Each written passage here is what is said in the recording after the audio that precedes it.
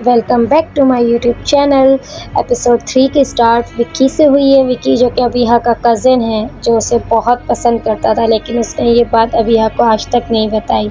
इस वक्त वो अपने मोबाइल स्क्रीन पे अबिहा की तस्वीर देख रहा होता है और उस थोड़ी ही देर में माहीन की कॉल आ जाती है, जो उसको एक गुड न्यूज़ सुनाने के लिए कॉल करती है। वो कहती है मेरी भाभी प्रेग्नेंट है। ये बात सुन के विक्की बहुत शॉक्ड हो जाता है, क्योंकि वो किसी टाइम में अबिहा को बहुत पसंद करता था, लेकिन वो इस वक्त माहीन के साथ है और वो माहीन से बहुत अच्छे से बात करता है और फ़ोन रख देता है। और दूसरी तरफ अदनान ऑफिस से भागता हुआ अबिहा के पास आता है और उसे कहता है मेरी प्रमोशन हो गई और मुझे कुछ दिन के लिए जर्मनी जाना है। ये सुन के अबिहा बहुत खुश होती है और वो कहती है मुझे भी आपके साथ जाना है। अदनान उसे बहुत बार मना करता है, लेकिन अबिहा कहती है मुझे आपके साथ जाना है और वो अपनी मम्मा को कॉल मिला देती है। वो मम्मा से कहती है मेरे लिए आप एक टिकट बुक करवा दें, मैं भी अदनान के साथ जाऊँगी। जिस पे उसकी मम्मा कहती है बेटा हमारे लिए इस वक्त पॉसिबल नहीं है, क्योंकि हम लोग बैंकक्रप्ट हो चुके हैं। अगर कोई और बात होती तो मैं तुम्हें कभी भी ना बताती, लेकिन इस वक्त तुम्हें जाना है और हमारे पास पैसे नहीं, तो तुम्हें ये बात बतानी पड़ रही है।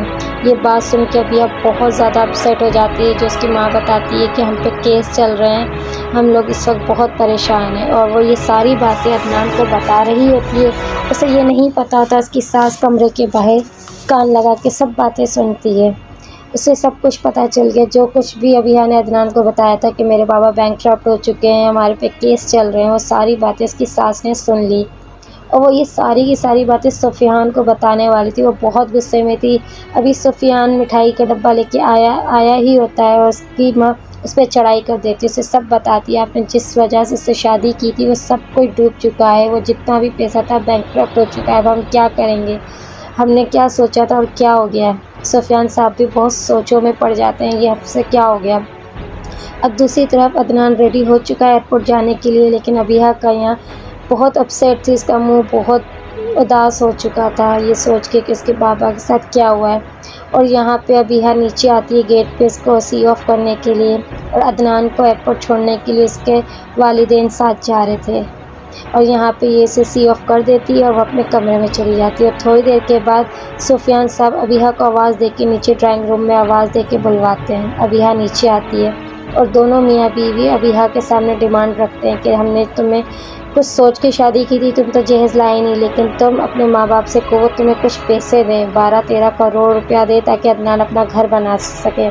ये बात सुन के अबिहा बहुत अपसेट हो जाती है कि इतने लालची लोग हैं ये लोग। खैर वो उनके सामने तो कुछ नहीं कहती ठीक है मैं अपने बाबा से बोल दूँगी। यहाँ वो अपने बाबा को सारी बातें बताती है। सलीम साहब बहुत गुस्सा होते हैं ये सोच के कि मैंने तो ये सोचा था लोग बहुत अच्छे हैं, लेकिन ये लोग इतने लालची होंगे ये नहीं सोचा था। ऐसा लग रहा है यहाँ पे कोई इन पे नज़र रखे हुए है। इनकी सारी बातें सुनता है और थोड़ी देर में सलीम साहब अपनी बीवी को लेके अबिहा को लेने निकल चुके होते हैं गाड़ी में। और वो जब कुछ देर आगे जाते हैं तो देखते हैं इनकी गाड़ी ऑटोमेटिकली लॉक हो चुकी होती है, और सलीम साहब ऐसे खौफ से बाहर देख रहे हैं जैसे पता नहीं क्या इनके सामने आ गया। बहुत डरे हुए लग रहे हैं, आप लोग देख सकते हैं स्क्रीन पे ये कितने डरे हुए लग रहे हैं। यहाँ दोनों मियाँ बीवी बहुत डर चुके थे, इनकी गाड़ी लॉक हो चुकी थी, इन्हें कुछ समझ में नहीं आ रहा था क्या होगा। और ये जैसे सामने देखते हैं एक नकाब पोश, एक काली चादर में ढका हुआ एक अजीब सा इंसान इनके सामने खड़ा होता है, जो कोई भी देखेगा और डर जाएगा। और सामने देखते हैं उसकी तलवार से इसने आग लगा दी होती है रोड पे। वो आग जो इनकी गाड़ी की तरफ बढ़ती है, देख के बहुत डर जाते हैं और देखते देखते वो आग इनकी गाड़ी पे आ जाती है, इनको जला के राख कर देती है। आप देख सकते हैं किस कदर आग लग चुकी थी। दोनों मियाँ बीवी यहाँ जल के मर चुके थे, लेकिन अबिहा को ये बात बिल्कुल नहीं पता थी इसके साथ क्या हुआ है। इतनी देर में अब दिखाएंगे पास्ट जो हमें नहीं पता था, लेकिन अब हम देखते हैं सलीम साहब की जवानी का, जहाँ वो शिकार करने एक गांव में आए जहाँ जंगल है। वो शिकार करते हैं एक हिरन का, जहाँ उसे एक गोली मारते हैं, हिरन को गोली मारते हैं और हिरन वहीं मर जाती है। और यहाँ मौलाना साहब बताते हैं आपने जिसका शिकार किया वो हिरन नहीं थी, हिरन के रूप में एक साया था। आपसे ये क्या हो गया, ओ खुदा आपसे बहुत बड़ी गलती हो गई, आपको निकलना चाहिए।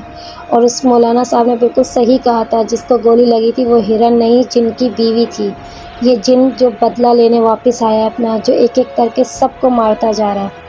अबिहा यहाँ पैकिंग करती है क्योंकि उसके माँ बाप उसे लेने आ रहे होते हैं। उसे कुछ नहीं पता उसके साथ क्या हुआ है। और इतनी ही देर में अबिहा के पास कॉल आती है उसकी फुप्पो की, जो उसे बताती है उसके माँ बाप का एक्सीडेंट हो चुका है, जो अब इस दुनिया में नहीं रहे। और अगले सीन में दिखाएंगे उसे रोते हुए, क्योंकि उसके माँ बाप अब इस दुनिया में नहीं रहे।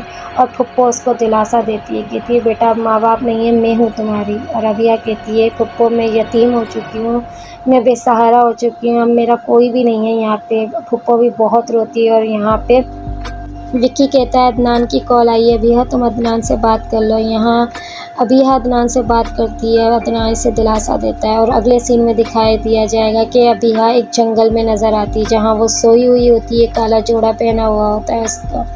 अब वो उठेगी और वो देखेगी चारों तरफ मैं एक जंगल में कैसे पहुंची, मैं मेरे साथ ये क्या हुआ है। वो भागती जाती है, परेशान होती है, जाती है एक जगह पहुंचती है, वहाँ देखती है एक लाश होती है जो कफन ओढ़े रखी हुई होती है। उसके करीब पहुंचती है, जिससे कफन हटाती है तो वो अदनान होता है मरा हुआ।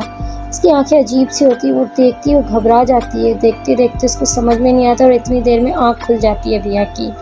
आप देख सकते हैं यहाँ अबिया उठती है तो वो अपने बेड पर होती है। उसने वो ख्वाब देखा होता है, लेकिन इतनी देर में फुप्पो आती है जो रोती है, उसको अपने भाई की बहुत याद आती है। यहाँ अबिया अपनी फुप्पो को सहारा देती है और इतनी देर में फुप्पो कहती है तुम्हारे कपड़ों पे मट्टी कैसी, तुम्हारे बिस्तर पे मट्टी कैसी आई। अबिया सोचती है ये कैसे आई, मैं तो अपने बेड पे सो रही थी।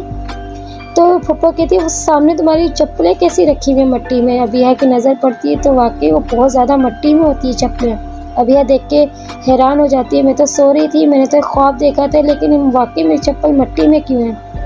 तो यहाँ होता है एपिसोड एंड। और इंशाल्लाह मैं एक और एपिसोड के साथ हाजिर होंगी। अपना ख्याल रखिएगा और 4 एपिसोड में बहुत जल्दी अपलोड कर दूँगी। अल्लाह हाफिज़।